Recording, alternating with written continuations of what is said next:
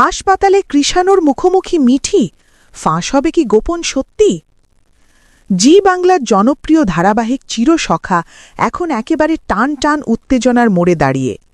গতকালের পর্বে দেখা গেল দুশ্চিন্তাগ্রস্ত মা ও পিসি মিঠিকে নিয়ে ডাক্তারখানায় পৌঁছান, কিন্তু সেখানেই তৈরি হয় নতুন বিপত্তি।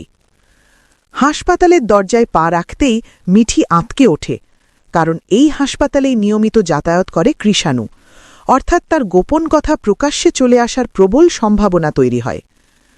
চেম্বারে ঢুকে মিঠির মা ডাক্তারকে সবটা খুলে বলেন, কিভাবে একটি অনাকাঙ্ক্ষিত দুর্ঘটনার শিকার হয়েছে মিঠি এবং সেই পরিস্থিতিতে সে সন্তান রাখতে চায় কিনা। ডাক্তার কিছু জরুরি টেস্ট দেন। সব কিছু মিটিয়ে বেরোনোর সময়েই ঘটে অপ্রত্যাশিত ঘটনা।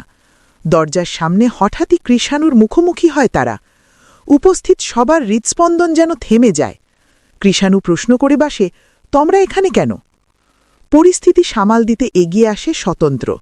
সে বলে তার শরীর খারাপ থাকায় ডাক্তার দেখাতে এসেছে, কিন্তু কৃষাণু তীক্ষ্ণ নজর এড়ানো গেল না। প্রেসক্রিপশন কেড়ে নিয়ে সে দেখে সেখানে লেখা মিঠির নাম। কৃষাণু বিস্মিত ও ক্ষুব্ধ হয়ে যায়। মিঠি কোনো মতে পরিস্থিতি সামাল দিতে বলে তার কিছু মেয়েলি সমস্যা হয়েছে, কিন্তু এই মিথ্যে কতদিন টিকবে? মিঠি মনে মনে প্রবল আতঙ্কে ভুগতে থাকে। অন্যদিকে ষড়যন্ত্রের জালবোনা থেমে নেই। বর্ষা বাইরে থেকে ভালো হওয়ার ভান করলেও ভেতরে ভেতরে প্রতিহিংসা পরায়ণ।